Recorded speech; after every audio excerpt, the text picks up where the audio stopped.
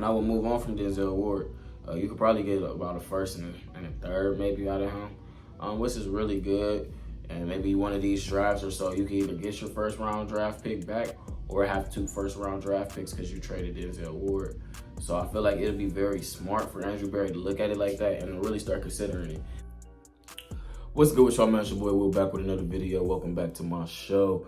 Now today we're gonna be discussing an interesting video topic. And a video that I didn't want to make, but I kind of gotta make it now. It's starting to kind of get a little bit alarming. And that's about the health of Denzel Ward. Now, as you guys know, Denzel Ward played in the preseason game. He made like a diving tackle, like a leaping diving tackle, and hit the back of his head. Got another concussion. Now Denzel Ward is on his 4th concussion, and he just got a contract extension. And this now starts to cause and bring up a lot of questions that's at hand to do with his future and what the Browns should do moving along with his future. With him now having 4 concussions, his football career could be cut short if he was to get another one. I'm not saying like he get one more concussion, he'd be retired, but expecting him to play 10 more years, it might be cut to 5, just because of the concussion protocol and with everything, it's harder to get back into it, and it's easier to get another concussion once you start getting so many. And he's on 4, which is super alarming, especially for a guy at his age. I think Denzel's on like 26 or 27 years old. Having that many concussions back to back, he might not play as long as we would want him to. So another interesting topic is, I'm gonna go and look at this from 2 different ways. So the Cleveland Browns, he suffered his concussion a little bit ago. Now, disclaimer, I do think he's gonna play on Sunday against the Bengals. I do think they're just taking it slow with him, making sure they're delicating it. I think he's fine. I think he's going to play against the Bengals. I don't think it's really nothing to be too worried about, but they're going to have that question of, will he play, will he not play, will he sit? I think he's going to be perfectly fine. So I don't think it's nothing to worry about as of in the short term. But in the long term, it's a lot of decisions that need to be made. And it's something that I've been talking about on my channel for a very long time, is this cornerback situation. You got a guy like Martin Emerson emerging. You got a guy like Greg Newsome who emerged his rookie year. Now, Greg Newsome had a down year too because they was playing him in the slot. And he didn't want to play in the slot. But you got like a guy like Greg and Martin out there playing good. If Cam Mitchell looks like a good slot corner, Denzel Ward might be really expendable. And it's a lot of reasons on why he would be expendable. Now, a lot of y'all, I know this off topic, y'all been telling me I'm not wearing no Browns gear, you know what I'm saying? So, we had to rep the gang. But, yeah, man, Denzel Ward can become real expendable. Especially if they draft a corner in this upcoming draft. You got Martin Emerson as your 1, Greg as your 2. You got Cam Mitchell that could play the slot. You go get another corner out there, man, I would move on from Denzel. That's just my personal opinion.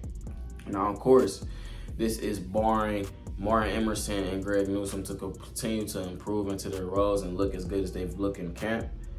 This is not bringing on the fact that, like if they have a downside, of course, then you got to keep Denzel. But if Martin and Greg take a step, I would move on from Denzel Ward. I would let him play this year out, just so he's able to, kind of get his value up for trade value and trade purposes. But I would definitely initiate a plan that has Martin Emerson being your number 1 corner and Greg Newsome being your number 2 corner for the foreseeable future, and bringing in another cornerback to, kind of roam in and help those guys out.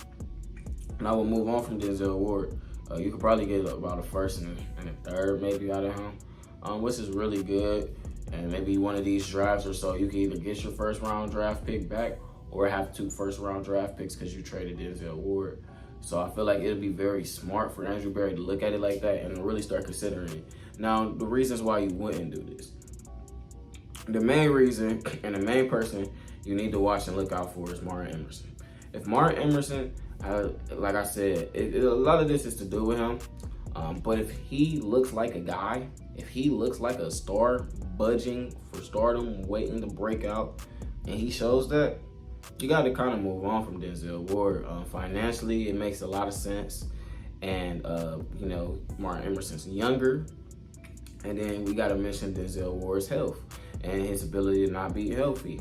Him and Greg Newsome. Martin Emerson was the more healthy cornerback last year, and he hasn't, knock on wood, hasn't really sustained any major injuries within recent memory, for far as I know. So I just feel like it's something to really monitor and watch. If Martin Emerson starts to break out, and Denzel Ward is still like good, but not like, you know, significantly the best corner on the team, I think this could potentially be his last year in Cleveland. And I know this is probably like, whoa, overreaction, Will, calm down, whoa, what am I listening to right now? But I think it make a lot of sense, y'all. I think it make a lot of sense. If Denzel Ward doesn't look like a top 5 corner and Martin Emerson looks like a top 12 corner, top 15 corner, Denzel's looking like he's like if Denzel's like 9 and Martin Emerson is 14, I would trade Denzel Ward. I would, you know? And that's not even mentioning how good Greg Newsome could be this year. So I think this could definitely be the last year that they keep these 3 cornerbacks here. It's very much so, or you might want to move on from Greg Newsome, which I don't feel like it's the right thing to do, but you know, some people think Greg is the worst of the 3. So we will have to see as far as that. The only time will tell. They got a tall task, a very tall task coming up, playing against the Cincinnati Bengals. You know, Jamar Chase, T. Higgins, and Tyler Boyd is coming to town. After that, you know, they got George Pickens, Deontay Johnson, then they play D-Hop, then they play Odell, Bateman, Zay Flowers, then they play Debo Ayuk. So they gonna be tested. We're gonna really see who can play. I'm really, really interested in seeing this Martin Emerson versus T. Higgins matchup, man. I am all for it. When Martin Emerson goes out there and shut down T. Higgins, I'm going to be a very obnoxious fan. I'm not going to lie to y'all. Very obnoxious. But I just wanted to bring this video to you guys. Short little, quick little video. I'm going to try to drop probably 5 videos this week. Let me know. Y'all should be seeing this on Tuesday. Let me know if y'all want me to stream the game live or should I go to the game. I don't know. I'm super excited about this football game, man. It feels like a boxing match, like Watson Burrow. Like, yeah, I don't know. I'm just stoked. I'm not gonna lie, y'all. But yeah, man, make sure y'all hit that like button, hit that subscribe button. Y'all know we get a lot of viewers here. You know, YouTube be expecting me to get more views than I have subscribers. So y'all need to hit that sub button so it can add up and even up. I'm doing a giveaway at 1,000 subscribers. You guys make sure y'all follow me on Instagram, Twitter, and y'all subbing here. I also got a vlogging channel. I'll usually put that in the description. It's Will the Goat. But love you guys. On to the next video. Y'all should be seeing this Tuesday. I'm out. Peace.